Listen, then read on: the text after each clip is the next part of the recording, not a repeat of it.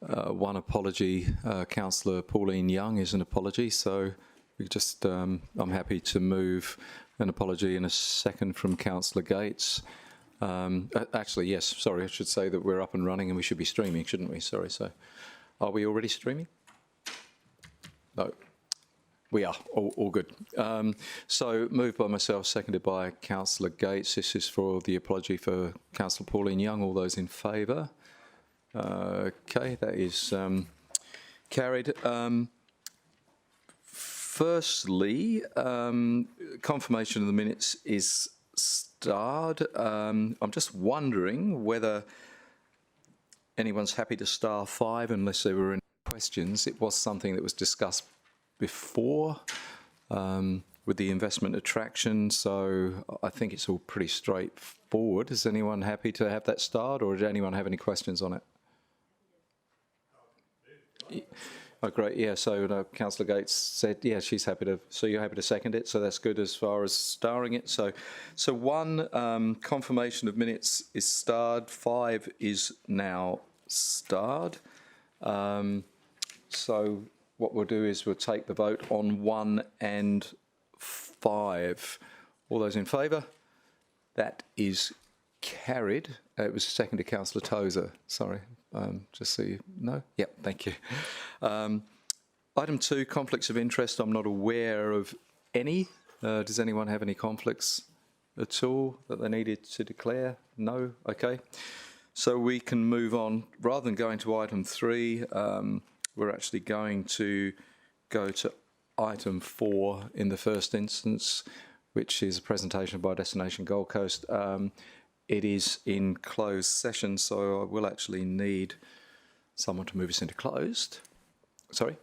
Oh, sorry, and the reason, local government budget negotiations relating to a commercial matter involving the local government, for which public discussion could be likely to be prejudiced at the interests of the local government.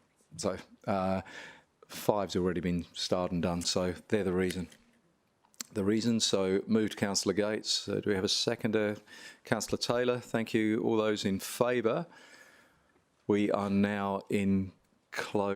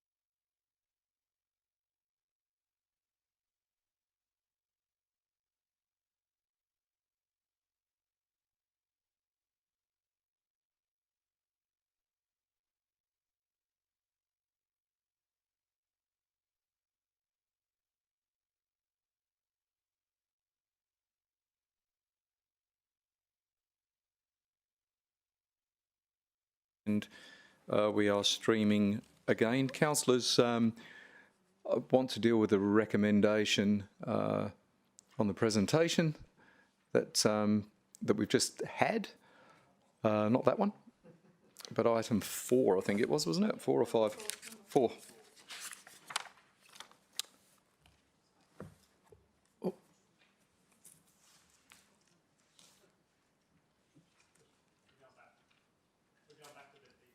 Yeah, item 4. Yeah, we just want to get the recommendation on the screen for the noting of the report that we just had. Let's have a look. There we go. That is good. So, councillors. Run by us the background to the cost-benefit analysis, please. Through you, Mr. Chair. Stephen, do you want to come up and go through that? Do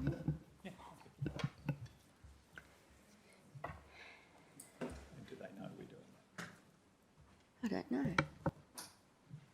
Through you, Mr. Chair. Thanks for the question, Councillor Gates.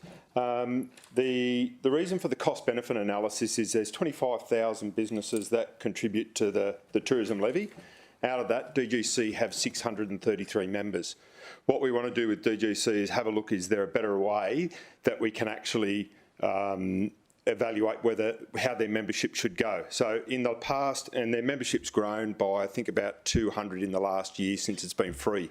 So a lot of their members are the high end of the market.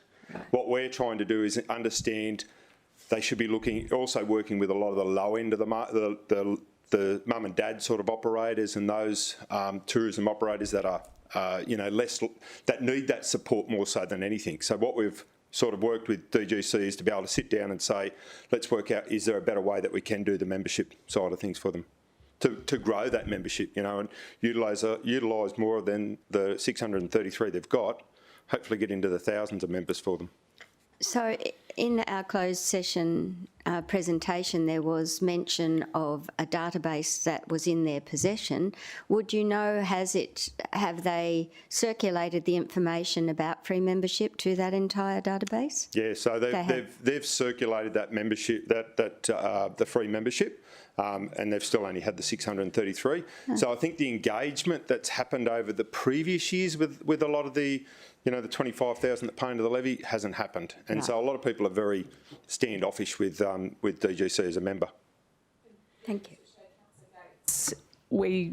Steve and I met with Trish on Thursday last week and went through that as well, and they're very supportive. I think that was on Trish's list of things to do as well. So thank you. That's great. William? Sorry. So we're just going to go to William. Yeah, no, we're in open. Yeah. Sorry, I was effectively going to ask that question. Does Destination Gold Coast know that that's what we wanted to do?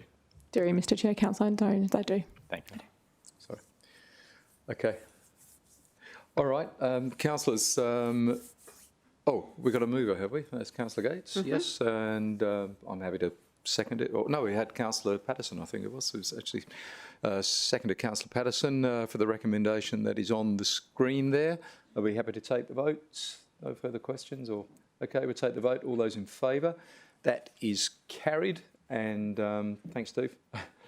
We will now go back on the agenda. We'll go back, but in other ways, go forwards. On item 3, we do have a presentation that I think Rachel's going to. You're kicking it off, Rachel, or is Darren kicking it off? You're going to start, and then Darren will come in and do the economic side of things. Look, the presentation, I would ask councillors, please, if you've got any questions, because I don't want Rachel to lose her flow, because we may well find that any questions you have may well be answered further on in the presentation. So jot down any questions that you might have, but I do want to complete Rachel's and Darren's overall presentation before we go to questions. Thank you. Off you go, Rachel. Thank you. Good afternoon to the Chair and to councillors. There we go.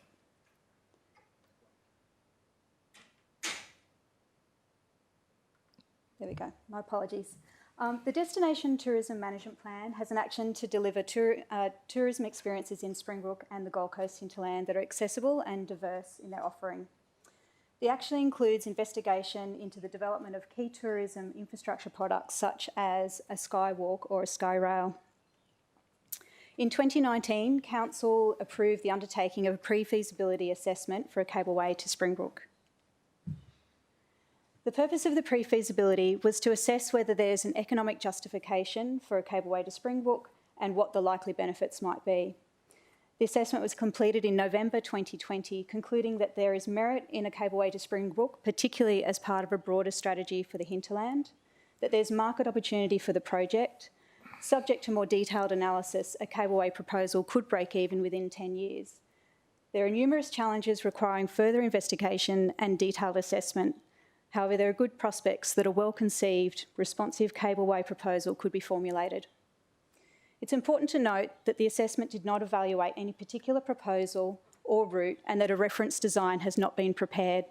This approach was adopted deliberately, given the limitations of a pre-feasibility assessment, and to enable best practice, innovative and unique opportunities to be explored.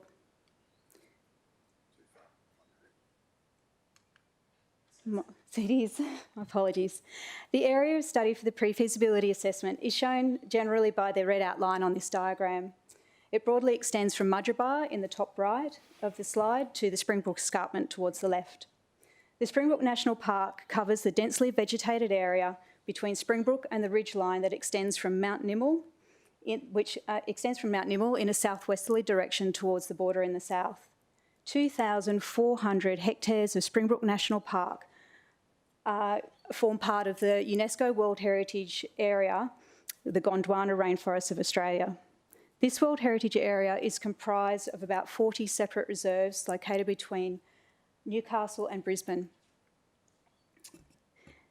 The Springbrook Reserve contains outstanding examples of evolutionary history, geological processes, biological evolution and significant habitats for threatened plants and animals. It's important to note that the Queensland State Government manages, evaluates and authorises ecotourism proposals within national parks. This is done in accordance with legislation under the Queensland Government Nature Conservation Act of 1992, best practice criteria and merit criteria.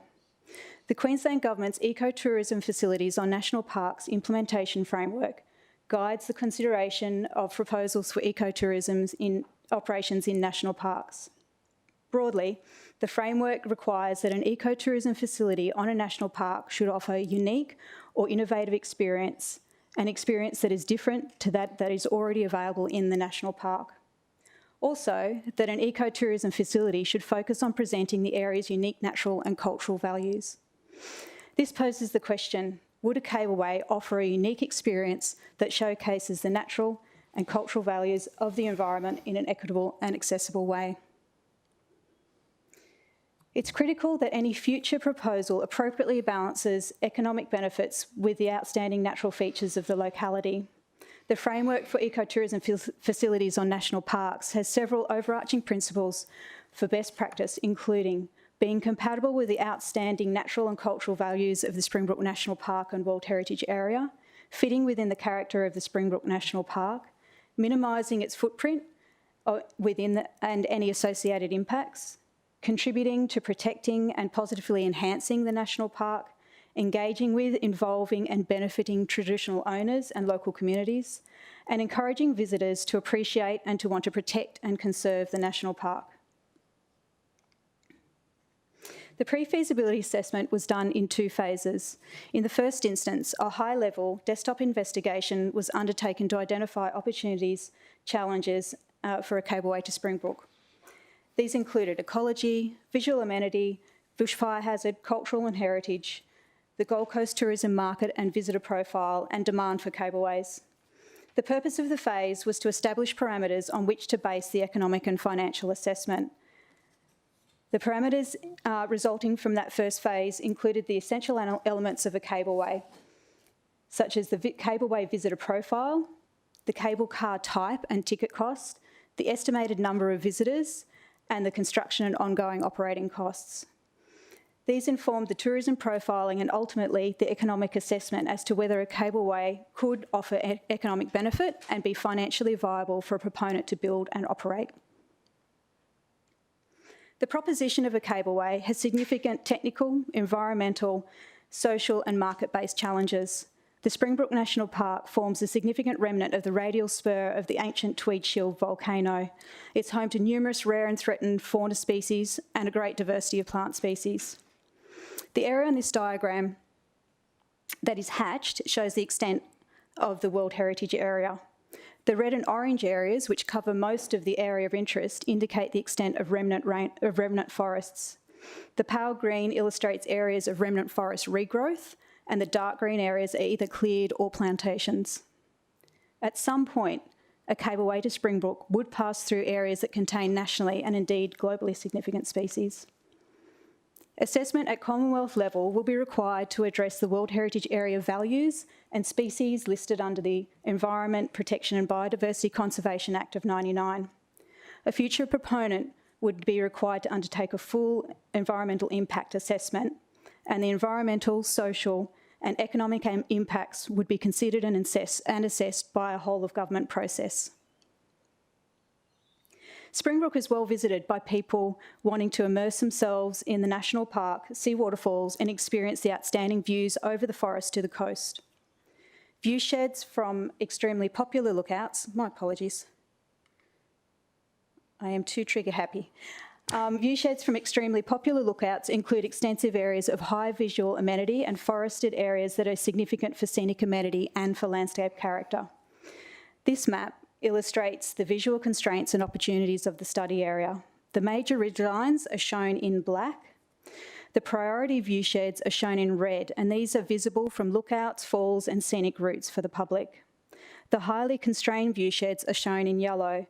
These are visually prominent within the study area from major roads and public viewing locations and are sensitive from viewer intrusion from a cableway. A cableway would need to be progressed on the principle that priority and highly constrained view sheds would be protected and detrimental impacts would be avoided. The limited visibility areas are shown in green, and these are predominantly screened by topography and vegetation and have potentially lower sensitivity to a cableway built form. These view sheds currently have limited or no visibility from public areas and present opportunities for a cable car to offer views that would not otherwise be available. The first phase of the pre-feasibility assessment established principles for the cableway to Springbrook, which the economic and financial assessment could be based.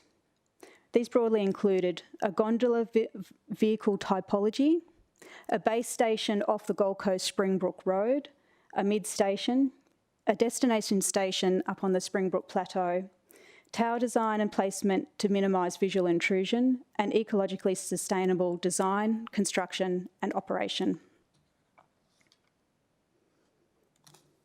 The Gold Coast is one of the top visitor destinations in Australia behind Melbourne and Sydney. The primary visitor market for the Gold Coast is the domestic overnight visitor. Which consistently seeks high quality nature-based experiences. Second are the international visitors, and even pre-COVID, this market was smaller than the domestic overnight visitor market. The third is the domestic day visitor, which is the most challenging for a new offering to target as they have limited time to spend on the Gold Coast. Providing a green offer to supplement the gold would diversify the range of experiences for visitors to the Gold Coast and capitalise on the natural competitive advantage of the hinterland. Overall, domestic, international visitors have a strong desire to be close to nature, to explore and discover natural areas and to have authentic cultural experiences. To capture a share of the Gold Coast visitor market, a cableway to Springbrook would need to offer a rich variety of deeply authentic experiences driven by unique values of the area to create a point of difference.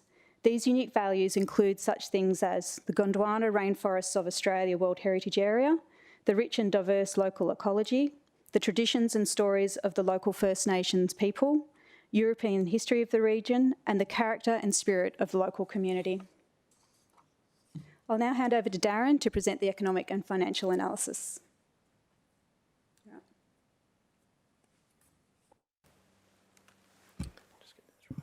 Good afternoon, councillors. In terms of the economic potential, the cableway on its own is not a novel or unique experience. The feasibility has found that successful cableways offer a wide range of visitors' experience along the journey and at the destination. The economic and financial assessment was undertaken on the assumption that a cableway to Springbrook offers a range of experiences that would entice visitors to stay an extra night on the Gold Coast. In terms of a financial break-even analysis, which was undertaken, it determines the point at which the profits of the project equals its construction costs, the result being 5.6 years. The capital cost estimate is $170 million and considers, as Rachel's already pointed out, a 10-kilometre cableway with a base, mid and destination station.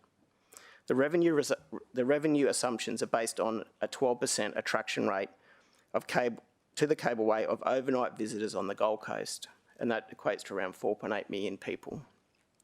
And just as we heard with Destination Gold Coast then, you can see how conservative this is because their actual destination figures are around 14 million. So that 12% equates to 580,000 visitors paying an average ticket price. Operating costs are deducted from this revenue. Ongoing proponent input is required for further financial modelling assessment to consider such things as operational considerations, project financing, alignment and tenure costs, ticketing, partnership costs and sensitivity testing. In terms of partnership costs, an example of that might be an additional $10 on the ticket, which equals on those figures around $6 million, and that could go directly into projects of rehabilitation and things like that. So you could actually do a testing on $10 on top of a $50 ticket, or that comes out of the $50 ticket. And that would be an example where you need a proponent input to actually determine how that impacts on their business case. In summary, from the financial break-even analysis, it is reasonable to assume the project would break even within 10 years. In terms of projects' impacts to the Gold Coast economy, in this assessment, the direct impacts of change are felt by those individuals, groups and firms directly engaged in the activity being affected. The indirect or flow-on impacts of a change are generated at a broader level, and the economic impacts of the project are measured in terms of value added and employment and jobs. During construction, the total contribution per annum is $150 million and 267 jobs, and during operations, 33.6 million and 149 jobs.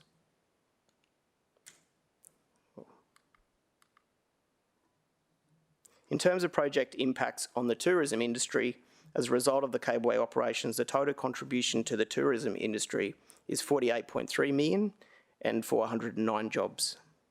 Assuming 5% of overnight visitors increase their stay by one night, this equates to 243,000 additional visitor nights and an additional $52 million in expenditure. In summary, from the financial and economic impact assessment undertaken, there is strong merit to further investigate a cableway development. It is noted that ultimately proponent input into the business case is required to further refine the capital, operational and economic benefits.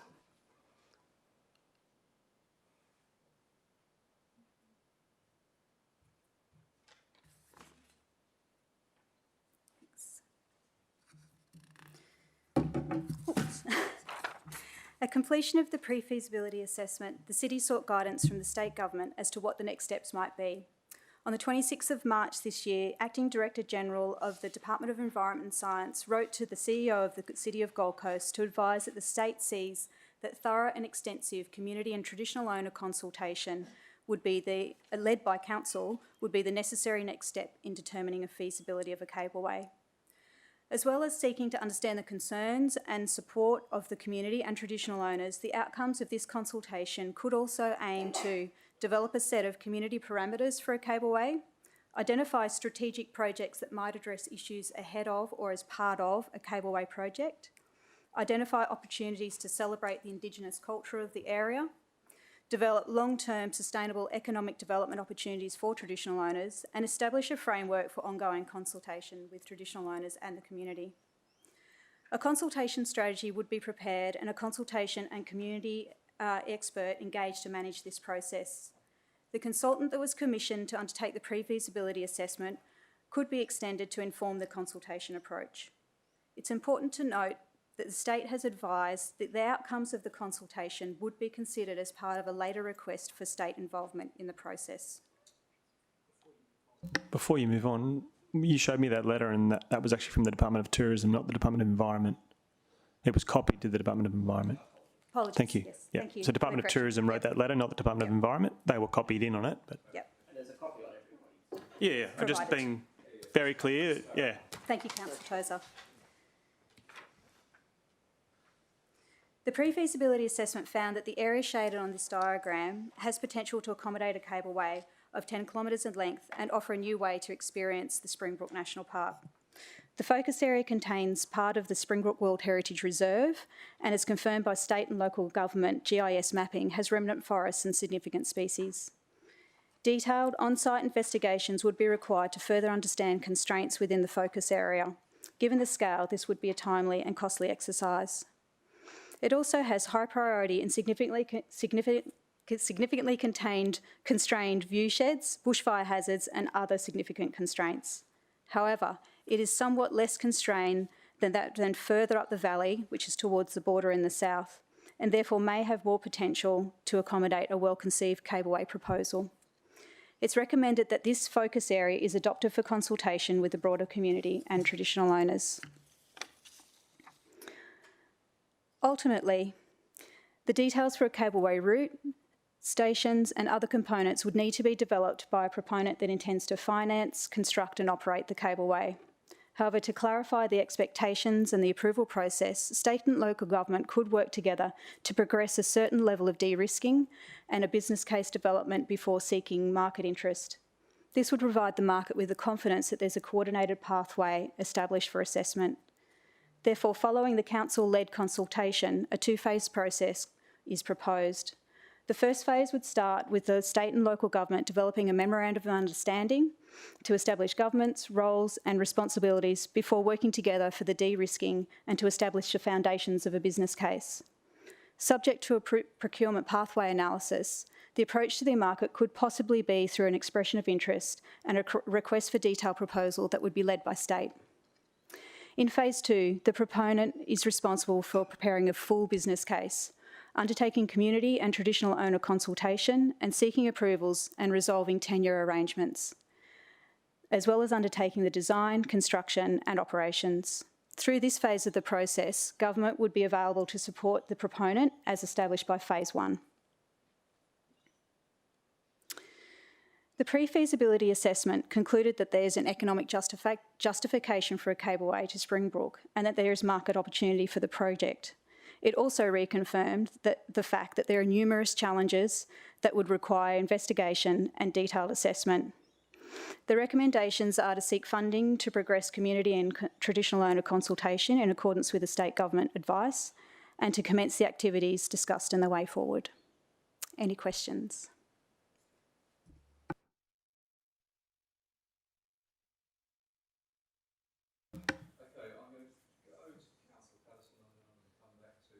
Sorry, go to Councillor Patterson, then come back to Councillor Gates, and then Councillor Tozer. And thank you. You remembered to stand, yes. So you're on camera and all that. Yeah. There we are. Well done. Yeah. Thank you, through you, Chair.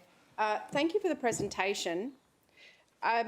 When I was provided with the reading, I was, I suppose, a little perplexed in terms of what I felt was missing from the information, and particularly, as you stated in your introduction, and is your first key point to this, is that there is merit in a cableway as part of a broader strategy. On your point 5.3 in terms of the way forward doesn't actually point to any broader strategy. So the broader strategy for the hinterland is missing, and everything that you've suggested in this point to go forward doesn't include that. So if you could comment on that first. Through the chair, exactly. I think, so our suggestion in that phase one and that government de-risking, it's actually the cableway is not the silver bullet to Springbrook and some of the issues up there. You actually need a broader, investment or opportunity or master planning process up there to consider the other things or other opportunities up there. And that would be part of that de-risking process with state government in phase 1. And a lot of those, you can't expect the cableway proponent to do a lot of the heavy lifting around those things. So there might be other opportunities for government investment to support the cableway as well. Okay. Well, that's nice that you say that, but that's not in your report. It doesn't say that. There's nowhere in there that it says, as part of the way forward, and the first step is to define the broader strategy.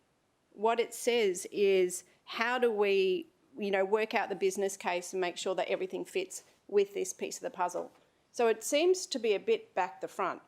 I see on your brochure you've got a photo of my favourite tree in the world, as probably many people's favourite tree in the world. So the Antarctic beech tree, just to give an example of the broader strategy where I think we are really completely lacking in the hinterland, is, I'm not sure if you've visited these trees. Have you visited this tree? Yeah, okay. So when you visit it, there's a kind of like a little car park off the side. There's a dinky little sign. You're trying your best to go and find it, and then some locals will be there. You'll have 1 million people at Purlingbrook Falls. Last time I was up there, 7:30 on a wet, not particularly great Sunday morning, couldn't get a car park at Purlingbrook Falls, and it was busier than I've ever seen Pacific Fair in terms of walking around there. So I'm curious about how you manage that. But there's no one here. Not only is there no one there, there's no one actually protecting our 2,000-year-old trees either. So when we were able to go to New Zealand, whenever that was, last time, my family went and visited the oldest trees in New Zealand in the North Island. We paid $400 for the privilege of going and looking at a tree, and it was worth every cent. But I do not understand how we go and talk about one specific project when you, in your document, has suggested a broader strategy. So you're telling me that it's there, but it's not there. So is there something that I'm missing? Because there's nothing here that says broader strategy for the hinterland. Through the chair, again, I guess, in just presenting the cableway piece of work, we absolutely agree with you that there is a broader body of work to do up with Springbrook and building that experience, including exactly what you're talking about, wayfinding. We understand there's a car parking issue. There's been a lot of other studies that have looked at Springbrook in particular. I guess we were charged with looking at a cableway, and what we're suggesting, and quite clearly, is that a cableway is not the silver bullet.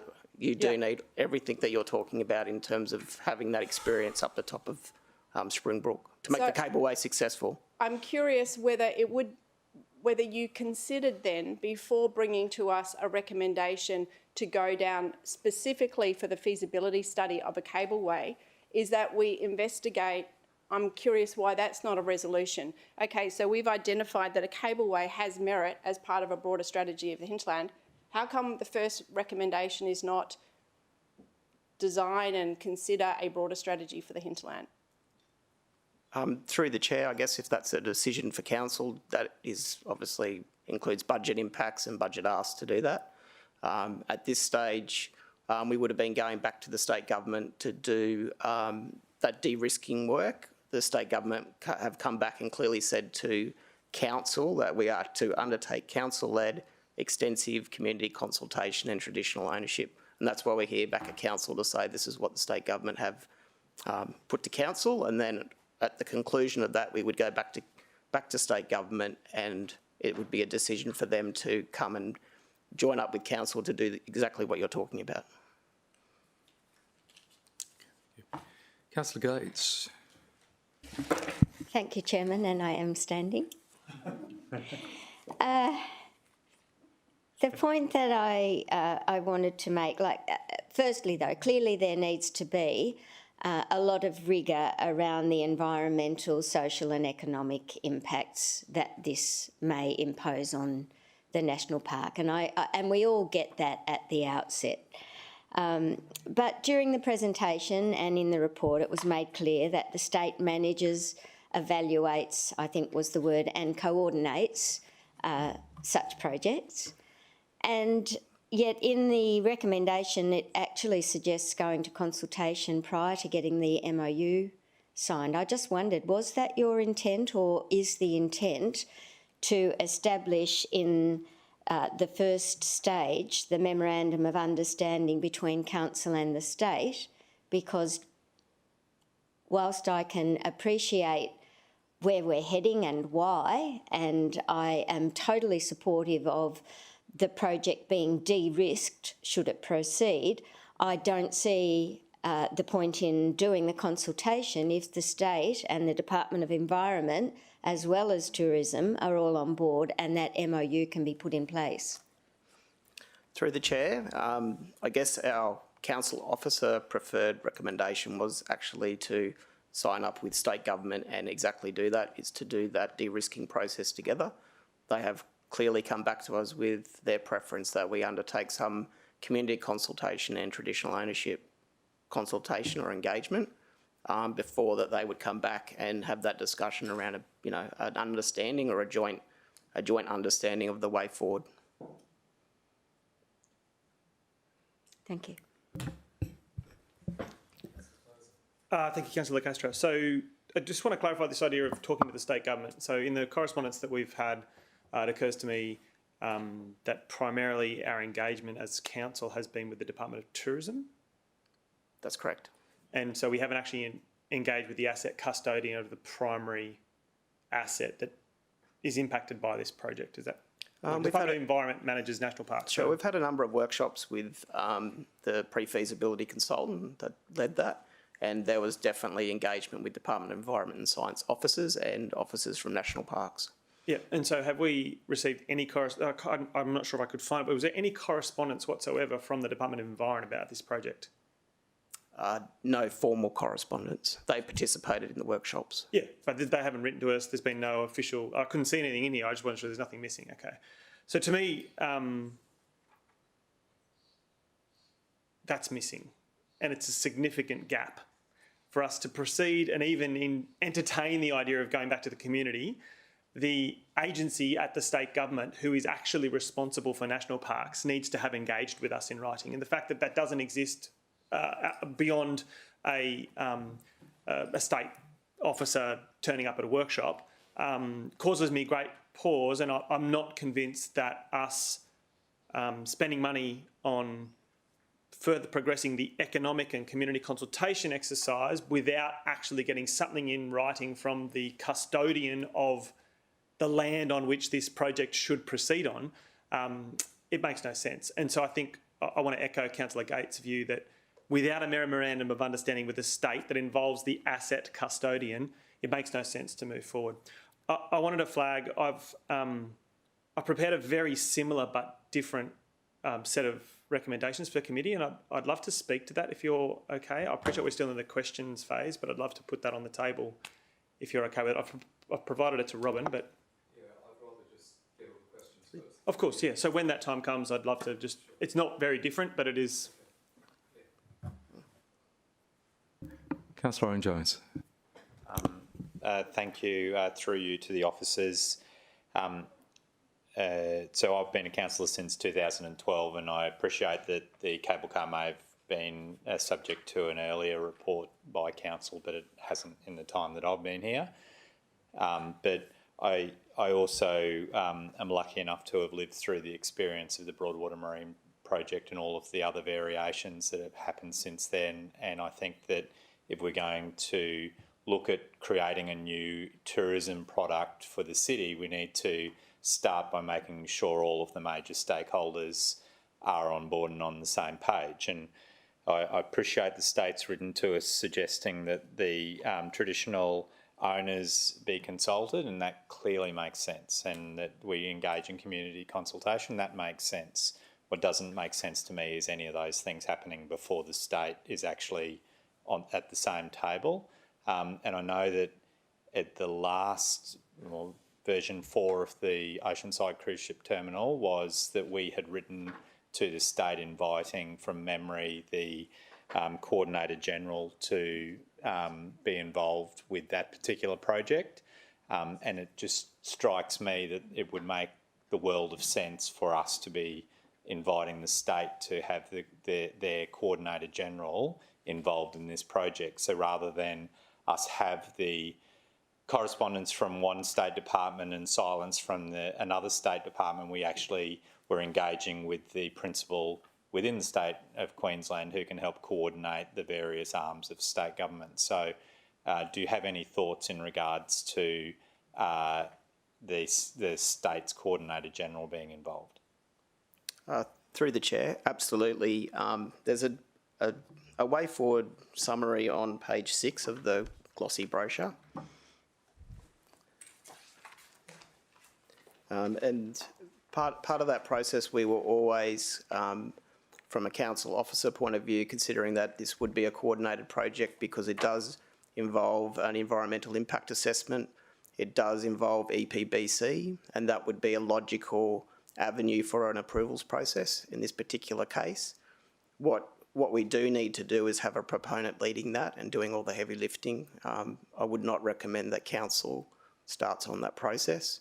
Whether we start dialogue with state development around their views on that approvals process is identified in that phase 1 government-led de-risking. So, Mr. Chair, I don't have a problem with this thoroughly investigating and making sure that it's actually the right decision. I think that we need to do that in close consultation with the state, and that needs to be at the front of the transaction.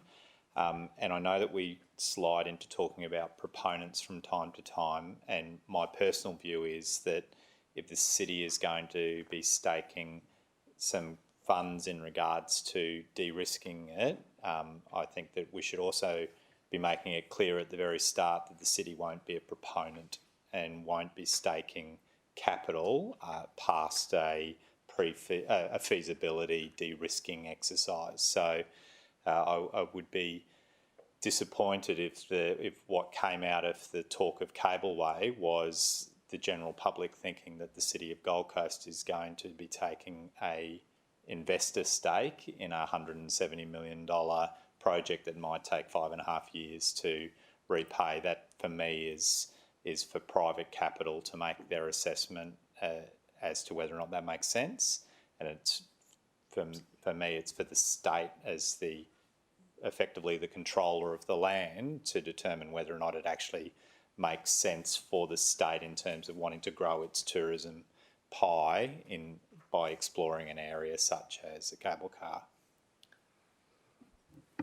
So, Darren, you were saying that initially you wanted to get that MOU in place first. So it was the state who've actually pushed it back to us to go out for the consultation and put the cart before the horse as such. Through the chair, that's correct. Okay. Probably just wanted to clarify, Department of Environment and Science and Department of Tourism have been, it's been a very collaborative process, the workshops to get to here. I didn't have any expectation that they wouldn't continue, consultation or collaboration with council to determine how the communication strategy may be developed or the outcomes of that. I would have thought that we would continue to consult with them, and they've been very helpful to date. I should just clarify.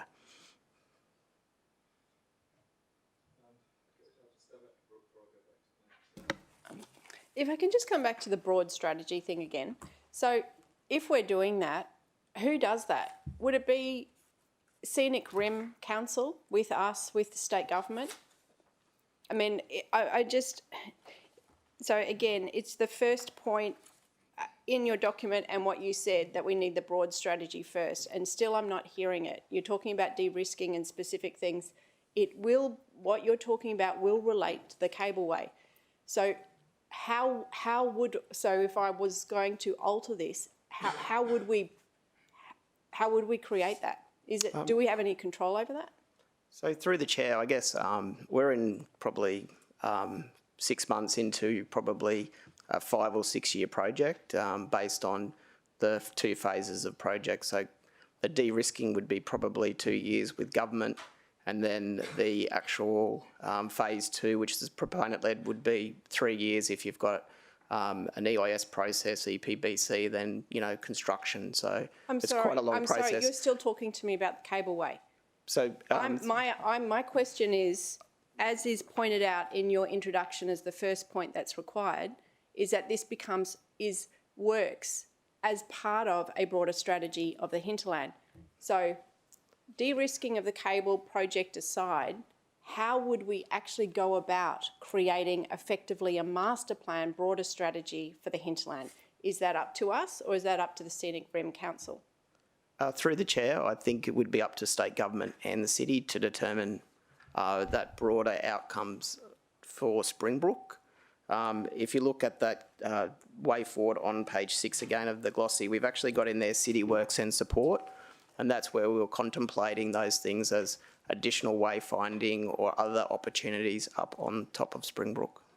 Yes, I appreciate that, but again, they're all done within the context of how to make the cableway work.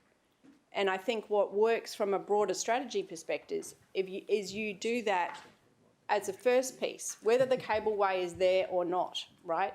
So for my example of the Antarctic beech trees, those in New Zealand where they know how to do this stuff, they know how to, I mean, the fact they got $400 out of me to go and see a tree, right? They make serious money out of this stuff. I wasn't allowed in there until my feet were washed on a particular thing. We haven't any consideration of that, and I don't understand how that kind of broader strategy does not happen till my shoes were washed, not my feet, sorry. I just don't get how we're not thinking about the broader strategy for the hinterland first. Those details will not come into a de-risking project of this. So it sounds like that the opportunity then would be to alter recommendation to say broader strategy first, and then we can consider a cableway as part of that. Is that right? Yeah, look, I think that would come down to state. I mean, a lot of this land is heritage, listed, protected forest. So I think it would come down to state. But I'm just going to go to, unless you were going to move the recommendation, because I had Councillor Gates with something. You wanted to answer what Councillor? No. There is the broader strategy in relation to Springbrook is a document that Council adopted in 2010 called the Springbrook Visioning Plan. Yeah, I remember that. It's not referenced in this report. No. To be frank, it doesn't actually talk at much length about major project like this, but it's available for someone to read if they would like. It'd be fair to say that I don't think anything that we're reviewing today is in conflict with the Springbrook Visioning Plan necessarily, but that Springbrook Visioning Plan is a council adopted document that is meant to plan for the future of the Springbrook hinterland where it comes to community development and council's perception of that area as a tourism asset. So that's just an answer to Councillor Patterson's question. Okay, so if I can just ask, sorry, through you, Chair. So when you say broader strategy for the hinterland, are you referring to that document? Are you referring to that document? Through the chair, we're aware of that document. I don't think we haven't specifically referenced it in our cableway. Okay, so but can I assume then, if I go back to that, when you're talking about this, that's what you're referring to? Through the chair, no. Okay, so it's not that. Sorry, Councillor Gates. I was just hoping to make a couple of points of clarification for Councillor Patterson's benefit. This document is not a council document prepared by staff, it's been prepared by Urbis, so it's not their document. The second point is the reason that the cableway is before us today is there's been for many years support for new tourism attractions and infrastructure on the Gold Coast, and part of our destination tourism management plan identified a cableway. So it's been a very, very long journey to get to the point where we are today, where the pre-feasibility was supported, and now, at this point, we're not talking about all the other things that would cost millions and millions of dollars. We've reviewed platforms and access and all sorts of things over recent years. This is the one project that was identified that we wanted the most information about in order to possibly de-risk a project that would have great benefit to the city in an environmentally sensitive way. So I hope that explains to you a little more clearly that the Destination Tourism Management Plan was the basis which has been supported over many years for us arriving at the point where we are considering this proposal. Clarified it. So through you, Chair, I do appreciate that and I do understand that. And the points that I'm referring to are not only in this particular document, but they are in Council's recommendations and reports to us in 5.3. So by its own, the own statement, I love the idea of a cableway, to be quite honest. I've seen it work. I've been to other places where these work. I just am going by the actual documents that you've provided me that there should be a broader strategy first. That's all. So coming in with a particular project, I appreciate that how it has happened to have come in, but the recommendation that's before us now says, yes, it may work within a broader strategy. And now we're considering a resolution which doesn't consider putting up any broader strategy.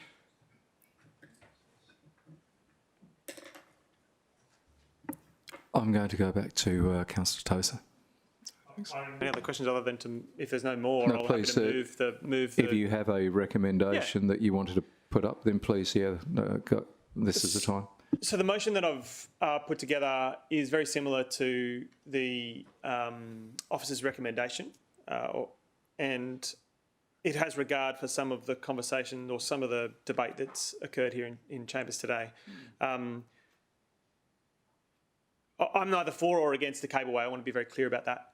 I don't think I have enough information to form a view. What I am very sure about is that the World Heritage biodiversity areas of Springbrook are centrally precious to our city and our city's reputation.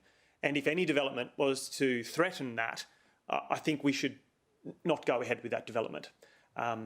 What I do think is that based on the economic feasibility that Urbis has prepared, it occurs to me there is sufficient profit to be able to potentially mitigate some of those environmental impacts. That's possible. I'm saying it's not inconceivable. Some would argue that there is no amount of money that could mitigate that environmental impact. And I don't think we have enough information to be sure about that yet. So the motion that I've put together here, I'll read it out so people who are streaming can see it for what it is.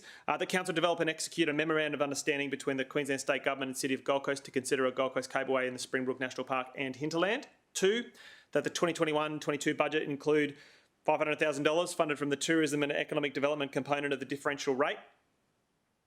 It's perhaps not envisaged that all of that would be used, but it is there. 3, that contract LG 31462120112 is varied for an extension of time and increased scope and value to provide services to support the city for an undertaking of original owner consultation. B, an environmental values audit inside the context map, which is referred to in the Urbis report as figure 2.1. That would also include a summary of probable obligations of a possible future cableway proponent under the strategic overview for management of the Gondwana Rainforest World Heritage Area 2000 report and other relevant management plan reference material as provided by the Queensland Department of Environment, including the aforementioned ecotourism framework, which is not in my words, but the officers referenced that ecotourism framework. And C, establishing a method to progress a proponent-led development of a business case. And 4, subject to 2 to 4 above, a further report be provided to Council about proposed approach to community consultation. And so if I have a seconder, I'll speak to that very briefly about why I've worded it the way that I have, and then hopefully I can move this forward for further debate at full council. I don't know if I've got a seconder. I think Council Person just said that she's prepared to second it. Yep. Thank you. All right. The reason that I've proposed this in its current form is because like I said before, I want to echo Councillor Gates' view that the first and most important thing for us to do is strike a memorandum of understanding with the state, and not just one department of the state, but the state government in its entirety. So the environment and the tourism department and any other relevant departments are all on the same page with council, and that is to protect Gold Coast ratepayers' money. It makes no sense in us wasting even 1 cent of ratepayers' money on a project that is doomed to fail under the state government's asset custodianship. It may be that the state government, may not want to advance this project, and we should determine that at the first protocol rather than spending $1 extra on community consultation. There's been plenty of media, there's been plenty of community consultation up to this point, and frankly, this report that we're reviewing today and considering today is in the public domain for anyone to read, and they can offer their feedback. I have received emails all this week from people sharing their view about the Urbis report and elements of it that they either disagree with or they agree with, and I think that process is an important community consultation process that's being undertaken. Number two addresses very clearly the amount of money that may be used. I think it's very important for the public to understand that that amount of money is actually not all going to be funded into one. It won't necessarily be spent. It is a provision for us to advance elements, and unless one in the motion is successful, it really makes no sense to advance two in any form. But it also makes sure that the state government understands that the City of Gold Coast has included a cableway in its destination tourism management plan. And whether I personally agree with it or whether any member of the public personally agrees with those inclusions or not, it's actually important for us to stick to the strategies that we've set for our city. And as a team, we have adopted together. The third part enables us to vary the contract that exists. That does not mean we would necessarily use the same suppliers on that contract. It doesn't mean we'll necessarily use Urbis or anything like that. It just enables the officers to engage under the terms of that contract to attain the services that we might need to do A, B and C in this motion. And then number four is a provision for us to go back to the community once some of that other work has been done. I just want to speak to 3B. 3B talks about an environmental values audit. There is no doubt in our city that the National Park is a really important part of how we promote the city, and there are environmental values in the target area or the focus area of the report that has value to the city that's not necessarily economic. We can quantify things economically, but our society is more than an economy.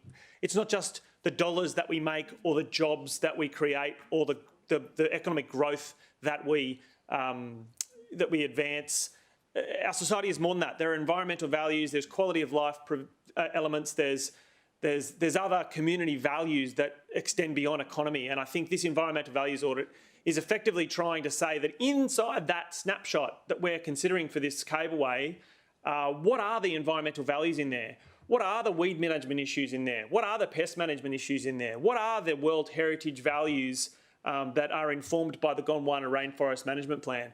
And how can we make sure that we understand those better to inform a future proponent about their obligations if they are to invest in our city?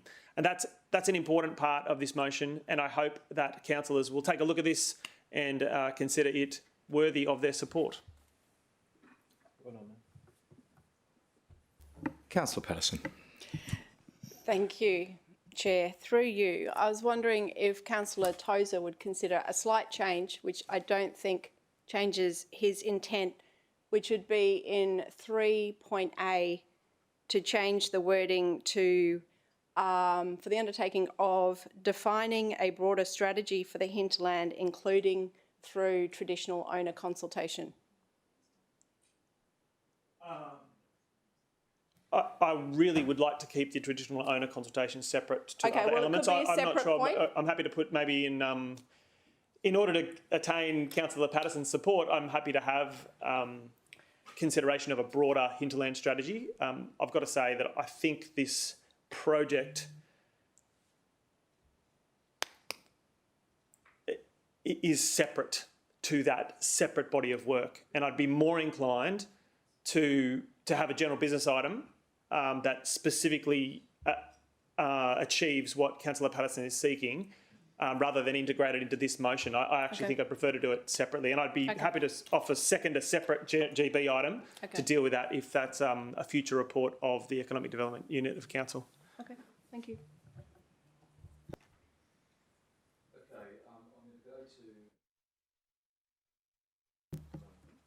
Sorry, I keep forgetting to put my mic on. I'm going to go to Councillor Barton. Thanks, Chair. It was just a quick part. One was just in 4. It says subject to 2 and 2 to 4. Should that be subject to 1 to 3? Sorry, it should be subject to 1 to 3. That's Okay. And then the other question was for point 3, that contract that's listed there, can that be varied in the way that Councillor Tozer's listed? That they're quite different to obviously what was in the recommendation. So not sure how much that contract can be varied. Through the chair, most likely, yes. Okay. Excellent.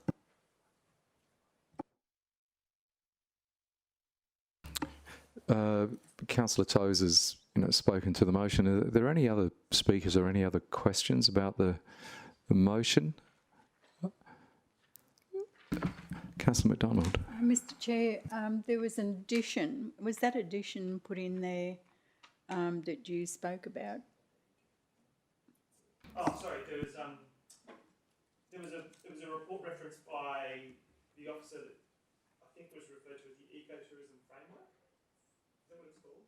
Is that sufficient words? And it goes after, at the end of 2B,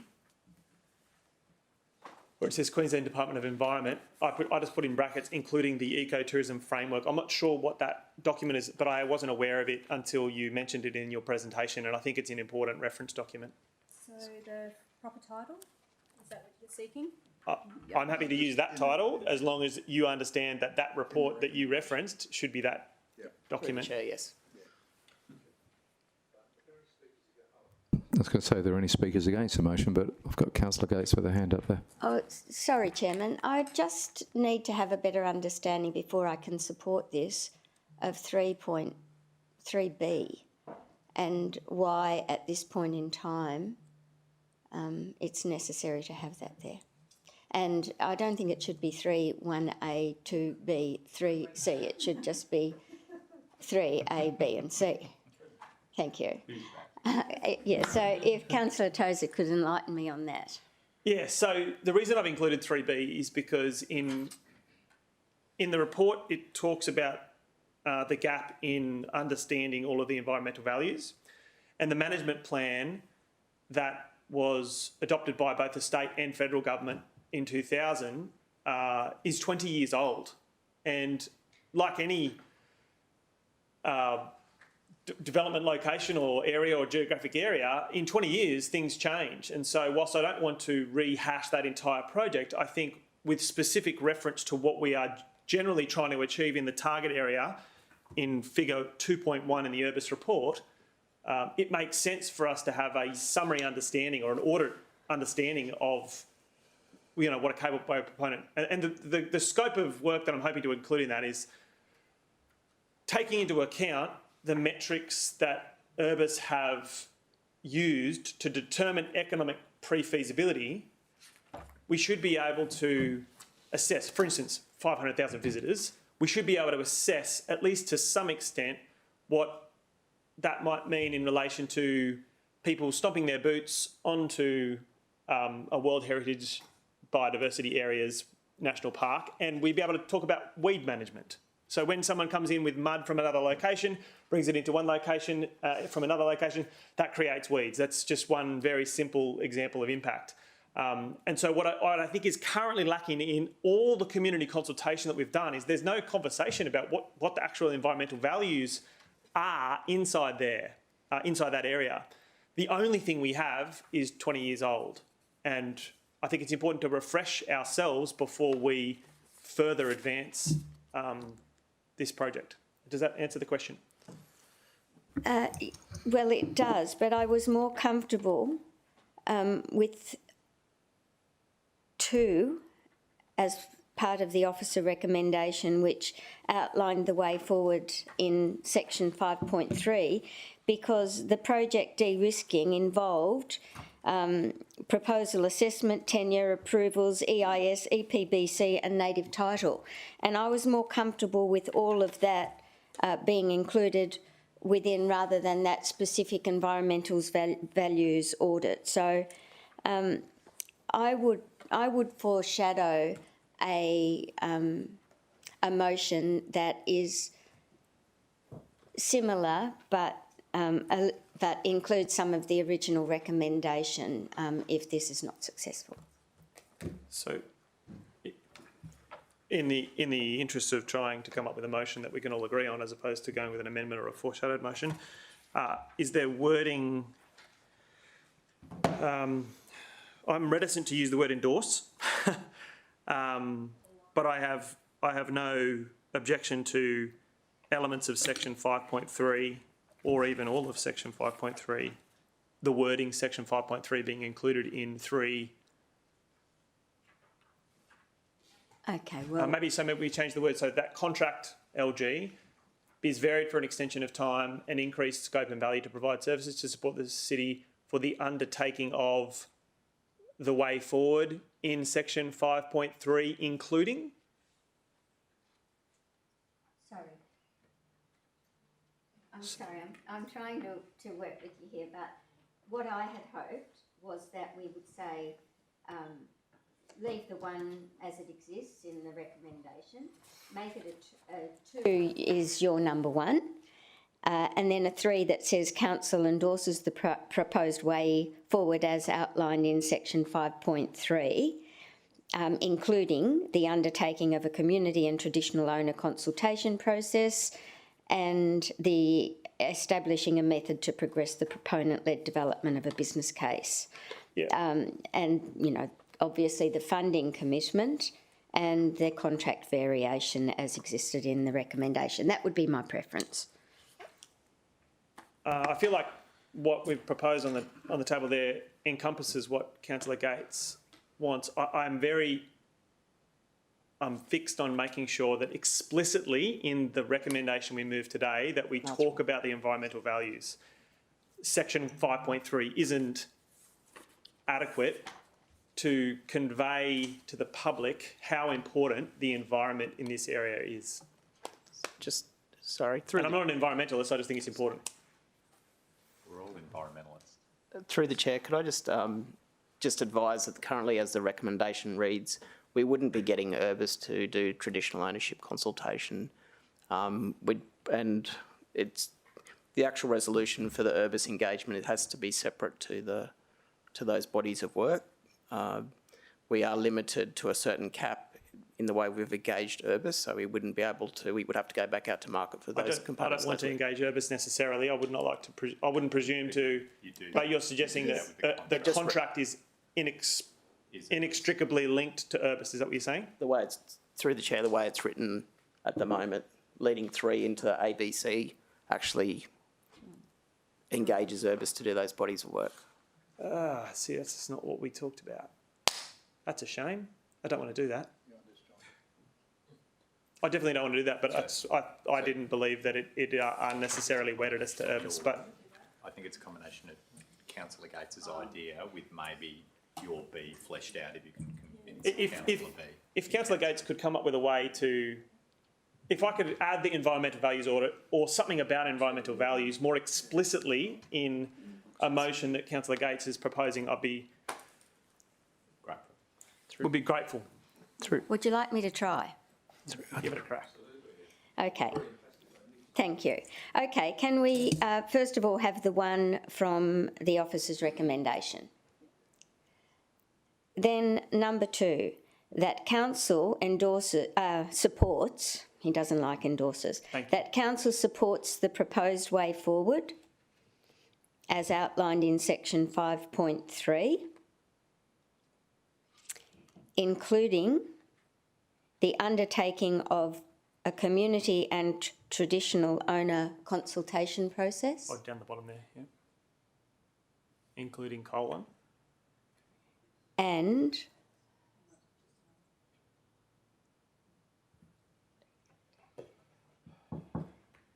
a community and traditional owner consultation process.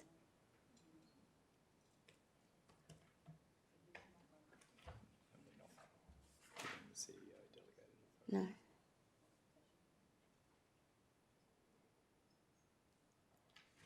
And establishing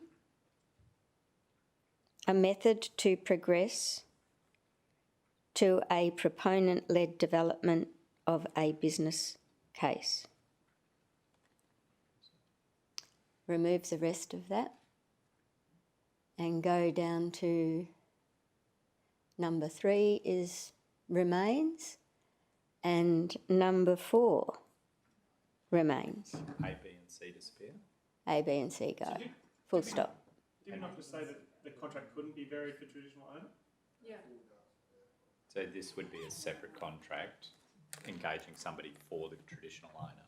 So Why would we not just do that as part of what Glenn Can we just say, I thought we had to change my motion because the contract couldn't involve someone other than Urbis, and yet we've got the same contract to link to the.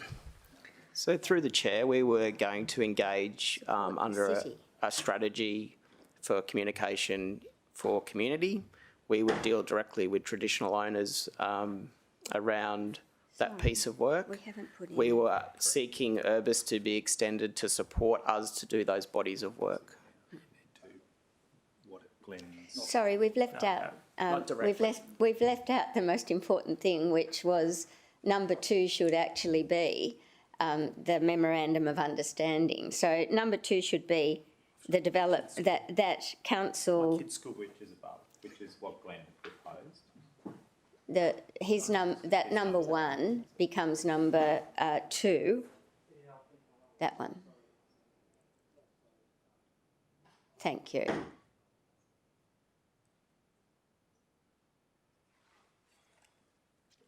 I would be happy with that. So I have a question to the officers, if I could, Chair.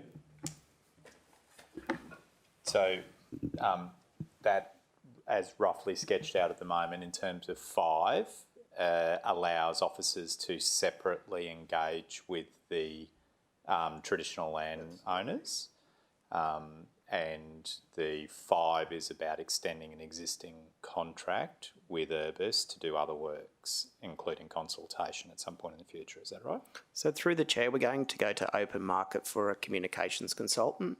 As a result of that process, there may be questions from the community that we might need to go back to Urbis to give us that information to go back to the community. And that's why we're extending Urbis, given they've done that body of work. And Councillor Tozer's initial motion would have seen us bearing the contract to engage Urbis to do the traditional land owner consultation, which Through- isn't. Through the chair, that's correct. Okay, so to my mind, this is a better option than engaging Urbis to do the work that our officers should rightfully be doing, and the city solicitor also agrees with us all. Yes. I agree. Councillor Gates, the 5 points. 5.3. So your understanding is Councillor Tozer, you had to duck out to take a call about the kids at school, I think, but Councillor Tozer was speaking about the environmental audit. He and was. wording My in- view was that that's covered in 5.3 of the report. And your understanding was he's happy with well, that? no, but if he's not in the room, he can make an amendment at full council if he's Yeah, not I just wanted to check, satisfied with because that. I've got a feeling he may Yeah, not, we're- but that we're makes close. sense. We're But not that too far makes apart. this makes sense to me. So I think, sorry, just 2 points on it. So first one is, no, I think Councillor Tozer was quite generous in saying that he wanted it if it was followed his intent. So I think, and he's back in the room so he can check whether that was the case, and I think he still wants that wording in. And there's something else I was wondering if Councillor Gates would consider, and that is, this is effectively a project which will ultimately be a for-profit project for the ultimate owner and developer of the cableway. And so in, what point is it? In point 4, where we include $500,000, could we add wording to suggest that the ultimate proponent of the cableway would reimburse public funds for this investigation? Certainly not in my motion. So there are no And costs it's to now Councillor Gates' motion. I'm so sorry to have left. That was my kid's school, and I'm very sorry. But I'm reading the motion that's on the table here, and I've got to say the motion that I had before was intended to communicate something different to the public, and I'm not sure I'd be able to support this in its current form. It doesn't seem to capture the things that I was trying to communicate in the proposed motion I put up, which I believe was seconded. So I'd prefer to have my motion dealt with and lost than concede my motion to something that doesn't represent what I hoped for. Could I ask if Councillor Tozer would like to add a 6, which includes those words that were important to you about the environment?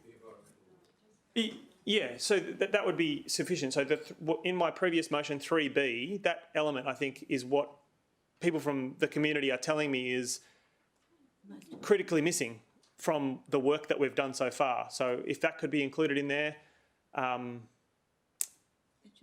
Okay, so what I'll do is I'll come to you in one sec, Councillor Hamill. So if we add that, we'll take that as your motion. We'll have Councillor Gates's as a foreshadowed motion, which would exclude. Councillor Gates, you're happy with that? So we can vote on this motion. If this motion goes down, we then go back to Councillor Gates's motion as we just saw, which made reference to 5.3, but didn't make any specific reference to environmental audit. I think Mr. Stewart advised that we couldn't move Councillor Tozer's motion in the way that it was put forward because of the way that it varied the arrangement with Urbis. So I believe if you intend putting Councillor Tozer's motion forward, it needs to be a proper motion, and at the moment I'm not sure that it is. So okay, we'll just get clarification there. Just go back to Darren on that. Sorry.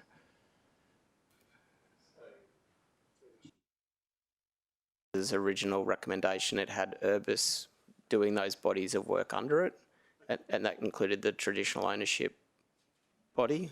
So at point of clarification then, the subsequent motion that we're talking about has the same contract number with traditional owner consultation included in it. So I'm seeking to clarify.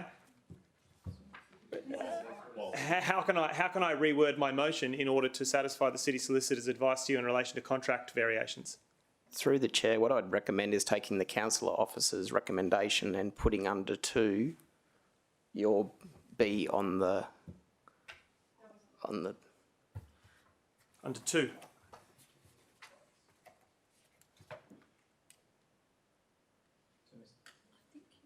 Mr Chair, it might help if the City Solicitor was able to provide some advice regarding the wording, because I think my understanding is that we're not doing the right thing by having it structured like that. Clearly, Councillor Tozer is trying to make it a valid motion, but we're lucky enough to have a City Solicitor here who might actually be able to assist us. Through the chair, Councillor Tozer, while you were out of the room, Darren actually explained the difference between what you have proposed in relation to the contract and what his proposed resolution provides for. In the amendment that Darren's wanting to provide to the contract, so the variation, it's just so that if in the process of doing the consultation there's information required through Urbis or that we need to feed back to whoever is doing the traditional owner consultation, that we've still got them on the books, they're still available, we can access their information, but it's not actually to have them carry out the traditional owner consultation or the community consultation. So very much agree with what the City Solicitor is suggesting, and she's explained the intent. And when I put together the words for 3, I'm not saying that contract should deliver A, B and C. I'm saying that contract should be varied for an extension of time and increased to provide services to support the city for the undertaking, which is exactly the same words in the original. I'm not saying the contract should include A, B and C. I'm saying the contract should provide increased scope and value to provide services to support the city to undertake the way forward. And which is the words that, that contract is varied for an extension of time and increases scope to provide services to support the city for the undertaking of community and traditional owner consultation. 4 in the officer's recommendation is the identical wording.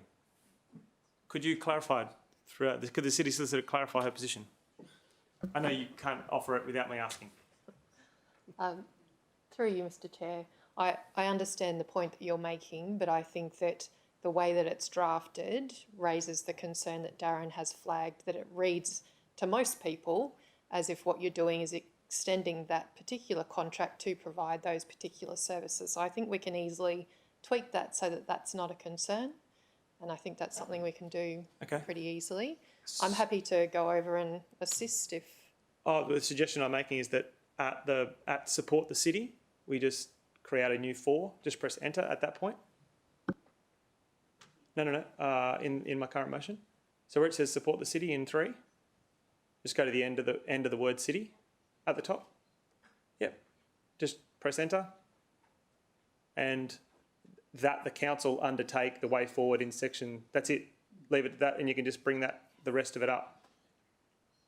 Would that, could ask through the chair to the city solicitor, would that adequately separate those two elements such that we could move forward? That looks perfect to me. Thank you. Thank you. I'm just going to go to Councillor Hamill. I'm then going to come back to Councillor Bowden Lumsden. So. Sorry, we'd have to change subject to the 1 to 4 above, in 5, 1 to 4 above. Sorry, Mr Chair, the question is in regards to Councillor Gates' foreshadowed motion, so just not being sure where we're actually at. Are we voting on this one first, and then, because if we are, I won't worry about my question until we get to the foreshadowed. Sorry, give me that again. You've got a question? You might not get to We'll vote on this. Right, okay. So, Mr Chair, my question perhaps to Councillor Gates is there was a clear kind of procedure to this, that until we had the MOU in place, that nothing else happened and that no city funds would be expended. I'm just wondering if her motion works the same, or can that be done, because to me hers reads like that work can start even without the state's MOU. Just wanted to make sure the intent. Yeah. I actually think I agree with Councillor Tozer's intent that no ratepayer funds be spent progressing anything further until we've got that Sure, MOU. I'll let Councillor Gates answer it, but I thought that Councillor Gates was similar. That's the way I understood it. My intent was similar. It's just that I really think it's so important. This is possibly a great project for the city, and I don't think that we acknowledge that without saying that we've got a report that's been presented to us, and we note that, you know, it's possibly a great project for the city. But we need to check on all of the matters that are impacts, and so I felt that it was important to have number 1 in. I think in making it number 2, quite clearly, we need to be partnering with the state in order to progress it. And if we don't have the state's report, everything else falls away. And we don't want to spend years going down this path to have the state say at the end of it, oh, sorry, but we don't like it. It's a really important step in the whole process. So, yes, quite clearly, we need the state's support. I actually met with the officers yesterday and made a very similar observation from the outset, so I understand exactly where you're coming from. Thank you. Councillor Hamill, back to you. Mr Chair, so thank you to Councillor Gates for that clarification. So maybe I'll put a question to the officer instead. As that motion's currently written, if it comes to this one, would you commence any other works or expending any more money until point 2 had been dealt with? Through the chair, if that's the intent of the recommendation, then we're happy to act on that. So just knowing that words is important, I've learned that in recommendations quickly now. So is that enough that you know the intent? So that would be what would go on. There's nothing that needs to change in there. So that's clear that we don't want any more money spent until that's dealt with. So through the chair, you'd like to see the execution of the memorandum before we I'm not. It's not my motion, but that's just there was a difference in that there. So to me, yes, that's what I'd like to see. Is that until that's executed? Through the chair, probably the recommendation then would to be explicit around that particular, that we don't do any further works, i.e. 3, 4, 5 and 6 until the MOU is signed. Can I just tell you that Councillor Gates. and suggested that in number 3 we preface the words that are there with that subject to the MOU being executed to council's satisfaction, comma, then follows through. So that would be my foreshadowed. Mr Chair, just to say a thank you to the City Solicitor and a thank you to Councillor Gates for that, just based on the feedback I had been getting from community members through emails and phone calls, that was one of the main parts coming to me, was about ratepayer funds being spent. I'm happy with that, but just want that little wording change makes a big difference to me, if we get to this motion, of course.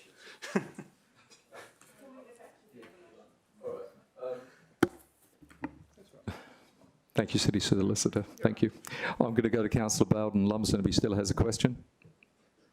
Or Sorry, a comment. Chair, my comment was just to suggest to Councillor Toes to make the alteration that he did. Okay. All right. Are we... No, we're not. Councillor Patterson. Thank you. So 2 points. Just that one that the City Solicitor added, whether you'd recommend wording for this resolution as well. Through the chair, it certainly could be used for this recommended resolution to achieve the same effect. Okay, great. Could we add that then? Well, hang on. First of all, if Councillor Toes is okay with that. Sorry. So if you take out that wording that you just added in there, not take it out, but copy that wording and put it in up above. And then, Councillor Tozer, I had a request as well. Sorry, up in the former, you know, right? Cool. Councillor Tozer, through the chair. While you are out of the room, I also made a request, which I'd like you to consider, that we also add into the recommendation that public funds that are spent on any studies should be recovered from the ultimate proponent.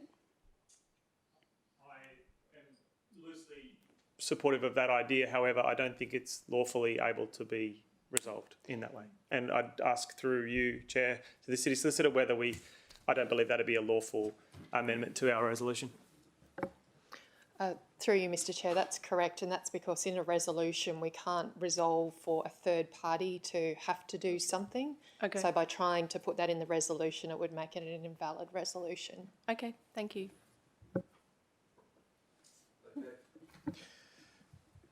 All right, councillors. Councillor Tozer, did you want to... I'm happy to close debate if you're close debate, or yeah. On this motion anyway, yeah. Look, the reason that I've hoped to deliver the things we have is I think principally what the motion before us here is not that different to the foreshadowed motion.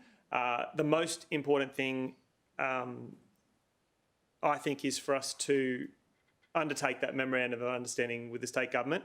I think having read the report, I've already noted the elements in it around financial and economic.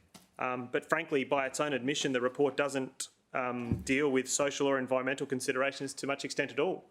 And noting that, unfortunately, is, I think, misleading to the public because, frankly, it doesn't. The Urbis report isn't even proposed to address environmental considerations. And frankly, it doesn't adequately deal with any social considerations either. That's why the officer's recommendation one I've omitted. And I do believe that this motion adequately acknowledges the good work done by council officers, both all of the team that's been involved. I've worked closely with, they've kept me up to date. I've had a number of briefings. I have been very impressed with their willingness to engage with me, notwithstanding the divided community opinion in my division that I have to manage on an almost daily basis. There are people who are, you know, strong advocates for a cableway in the hinterland, and then there are some people who are very, very strong advocates for the World Heritage Biodiversity areas and think that a cableway would irreparably damage those areas. Managing that community perspective has been quite challenging for my office, and the officers have been really accommodating with providing as much information as they have, as they can about the project as we move this idea forward. I want to acknowledge that the Destination Tourism Management Plan does identify this project as something we should investigate. And frankly, I hope that these 5 elements of this motion, you know, are a show of good faith for us actually taking the time and energy to prioritise elements of information gathering to determine whether it's going to be a good project or not. And then we can take the next steps when the Department of Environment, who are the asset custodian for the National Park, within which this project will be delivered, we can partner with them and perhaps deliver it. Frankly, I think that the other motions that are being considered today, both the council officers' proposed motion and the foreshadowed motion, inadequately prioritise elements that we shouldn't be looking at. And that's why this motion, I hope, will be supported by the committee today and subsequently full council. Debate is closed. We would take the vote I'll call on a division, the... please. Sorry? Division, please. Division, okay. Take the vote on the motion that's on the screen. If this motion goes down, of course, we have the foreshadowed motion from Councillor Gates. A division has been called, so we will take the vote. All those in favour?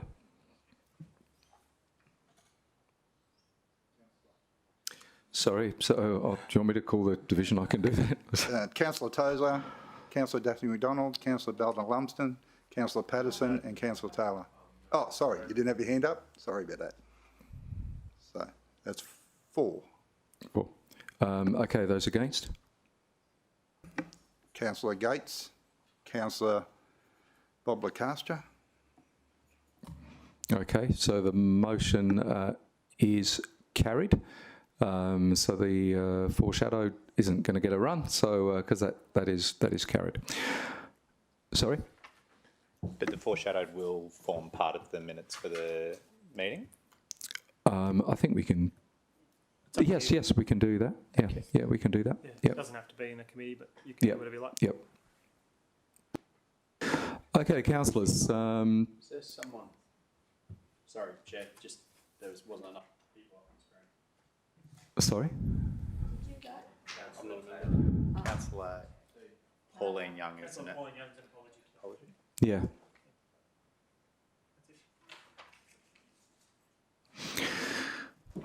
Okay, councillors, is there any general business? There is no general business, in which case I will declare the meeting closed. And thank you, Rachel, thank you, Darren, and I echo what Councillor Tozer said. Amazing body of work. It hasn't been easy for you, so